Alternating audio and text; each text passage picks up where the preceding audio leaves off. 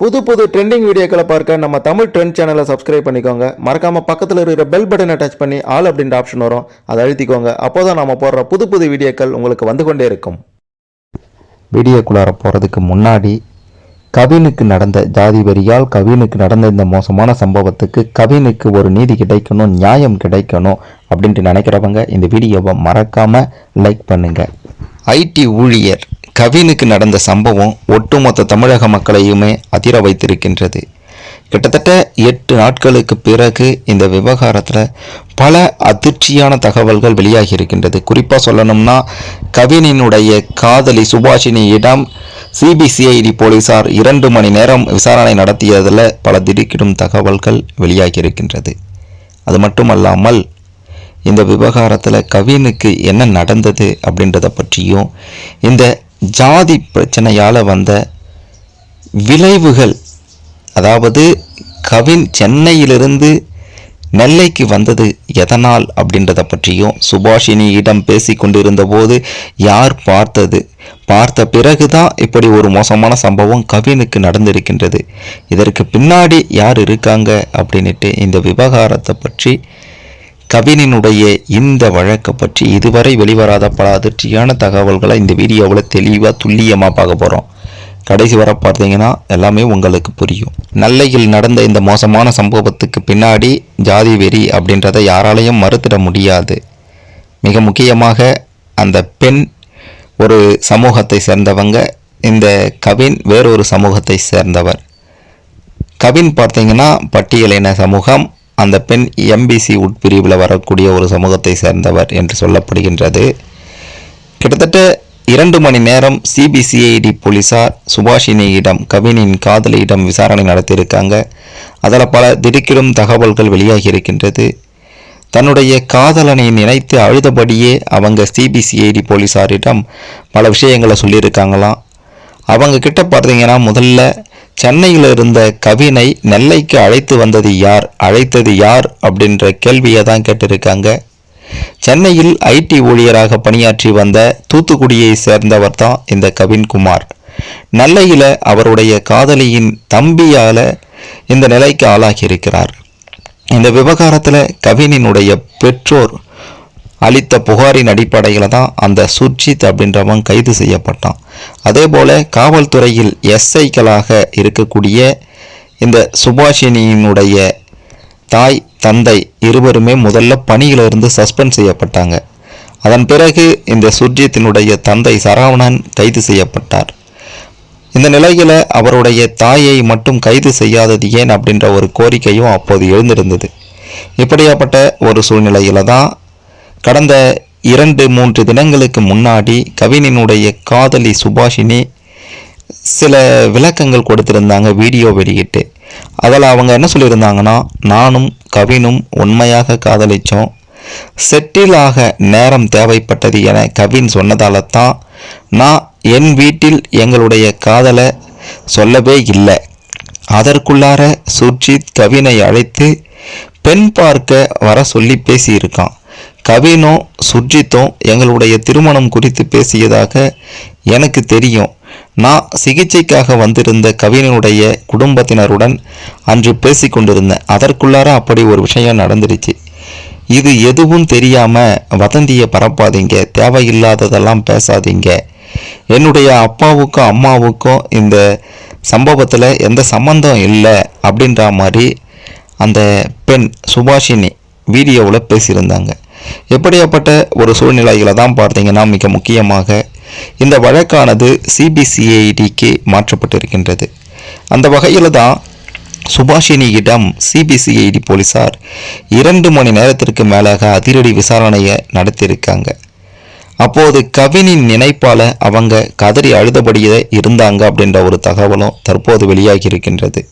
தூத்துக்குடி மாவட்டம் ஏரல் என்ற பகுதிக்கு அருகே இருக்கக்கூடிய ஆறுமுக மங்கலம் தெற்கு மாடவீதியை சேர்ந்தவர் தான் சந்திரசேகர். இந்த சந்திரசேகருடைய மகன்தான் செல்வ கணேஷ். கவின் செல்வ கணேஷ் 27 வயதாகின்றது. கவின் செல்வ கணேஷும் நெல்லையை சேர்ந்த நெல்லை கேடிசி நகரை சேர்ந்த சுபாஷினியும் பள்ளியில் படிக்கும் போதிருந்து நண்பர்களாக இருந்திருக்காங்க. அப்போதிலிருந்தே இருவருக்கும் காதல் ஏற்பட்டிருக்கின்றது. அதன் பிறகு கல்லூரிக்கு சென்றும் இவர்களுடைய காதல் நீடித்திருக்கின்றது. இங்கதான் பெரிய ட்விஸ்ட். இருவருமே வெவ்வேறு சமூகத்தை சேர்ந்தவர்கள். இதனால கவினின் காதலுக்கு சுபாஷினியின் தம்பி இந்த சுர்ஜித் எதிர்ப்பு தெரிவித்திருக்கின்றான். இருவரிடமும் இந்த காதலை பெற்றோர் ஏற்க மாட்டார்கள், எனவே இருவரும் மறந்து விடுங்கள் என்றெல்லாம் கூறி மூளை சலவை செய்திருக்கின்றான் இந்த சுர்ஜித். ஆனால் அதையெல்லாம் கேட்காமல் இருவரும் பழகி வந்திருக்கின்றனர். இந்த சுபாஷினி சித்த மருத்துவர் என்பதால அவங்க பணியாற்றி வந்த மருத்துவமனைக்கு தன்னுடைய உறவினர்களை சிகிச்சைக்கு அழைத்து வருவது போல் வந்து சுபாஷினியுடன் கவின் பேசிவிட்டு செல்வது வழக்கமாகவே இருந்திருக்கின்றது. இப்படியாப்பட்ட ஒரு சூழ்நிலையில தான் சென்னையில் ஐடி நிறுவனத்தில் பணிபுரிந்து வந்திருக்கின்றார் இந்த கவின். சம்பவத்து அன்று கூட, அதாவது கவினுக்கு நடந்த அந்த மோசமான சம்பவம் ஜூலை 27ஆம் தேதி அன்று கூட சுபாஷினியின் மருத்துவமனையில் இந்த கவினும் சுபாஷினியும் பேசிக்கொண்டிருந்திருக்காங்க. இதை யாரோ ஒருவர் பார்த்துவிட்டு சுர்ஜித்திடம் சொன்னதால ஆத்திரம் அடைந்திருக்கின்றான் இந்த சுர்ஜித். உடனே கவின் வரக்கூடிய வழியை தெரிந்து வைத்து கொண்டிருந்து அங்கு காத்து கொண்டிருந்திருக்கான் சுர்ஜித். அவரிடம் தனியாக பேச வேண்டும் என்று அழைத்து சென்றிருக்கான் இந்த சுர்ஜித். அதன் பிறகுதான் அப்படி ஒரு மோசமான சம்பவமே நடைபெற்றிருக்கின்றது.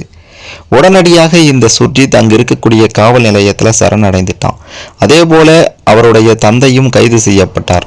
இந்த சிபிசிஐடி விசாரணைகளை பார்த்தீங்கன்னா நேரில் ஆஜரான சுபாஷினியிடம் சிபிசிஐடி டிஎஸ்பி ராஜ்குமார், நவ்ரோஜ், இன்ஸ்பெக்டர் உலக ராணி ஆகியோர் தான் 2 மணி நேரம் விசாரணையை நடத்தியிருக்காங்க. குறிப்பாக கவின் செல்வ கணேஷை சென்னையிலிருந்து நெல்லைக்கு அழைத்து வந்தது யார் அப்படின்றது மட்டுமல்லாமல் இதில் யாருக்கெல்லாம் தொடர்பு இருக்குது அப்படின்ட்டு நீங்கள் நினைக்கிறீங்க அப்படின்ற மாதிரியும் கேட்டிருக்காங்க.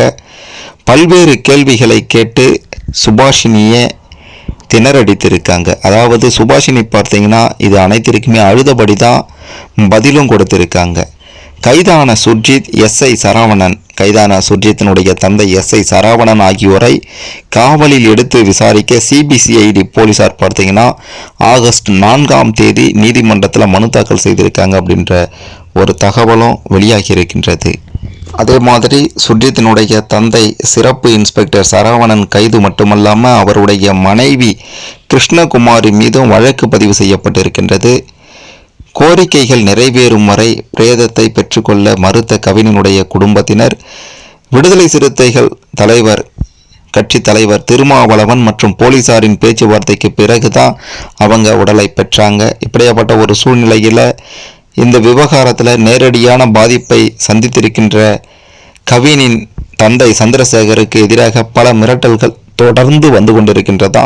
இதனால் துப்பாக்கி ஏந்திய போலீசார் அவருக்கு பாதுகாப்பாக இருக்காங்க. சிபிசிஐடி போலீசார் இந்த சம்பவம் நடந்த இடத்தையும் தற்போது ஆய்வு செய்திருக்காங்க. செல்போன் அழைப்புகளையும் கவனமாக கண்காணித்து துப்புகள் தேடப்பட்டு வருகின்றது. சுர்ஜித் மற்றும் அவருடைய தந்தை சரவணனை தனித்தனியாக பிரித்து காவலில் எடுத்து விசாரணை நடத்தவும் தீவிரமான நடவடிக்கைகளில் சிபிசிஐடி போலீசார் இறங்கியிருக்காங்க. இந்த விவகாரத்தில் பார்த்தீங்கன்னா தேசிய தாழ்த்தப்பட்டோர் ஆணையமும் ஆகஸ்ட் 5ஆம் தேதி நேரில் சென்று விசாரணை மேற்கொள்ள இருக்காங்க. இதற்காக தேசிய தாழ்த்தப்பட்டோர் ஆணைய தலைவர் கிஷோர் மக்வானா தலைமையில் சிறப்பு குழுவினர் அன்று திருநெல்வேலிக்கு வராங்க. அவங்க பாளையங்கோட்டை கேடிசி நகரில் கவின் செல்வ கணேஷுக்கு நடந்த அந்த மோசமான சம்பவம் நடந்த அந்த இடத்தை நேரில் பார்வையிட்டு விசாரணை நடத்த இருக்காங்க. மேலும் மாவட்ட அதிகாரிகள், காவல்துறை அதிகாரிகளிடமும் விசாரணையை மேற்கொள்ள இருக்காங்க. இது தொடர்பாக உயர் அதிகாரிகள் பங்கேற்கும் கூட்டத்திலையும் பங்கேற்க இருக்காங்க அப்படின்ற ஒரு தகவலும் தற்போது வெளியாகி இருக்கின்றது. இந்த விவகாரங்களுக்கெல்லாம் பின்னாடி அரசியல் புள்ளிகள், மிக முக்கியமான அரசியல் புள்ளிகள் இருக்காங்க அப்படின்ட்டு விவரம் அறிந்த ஒருவர் இந்த தகவலை வெளியிட்டிருக்கிறார்.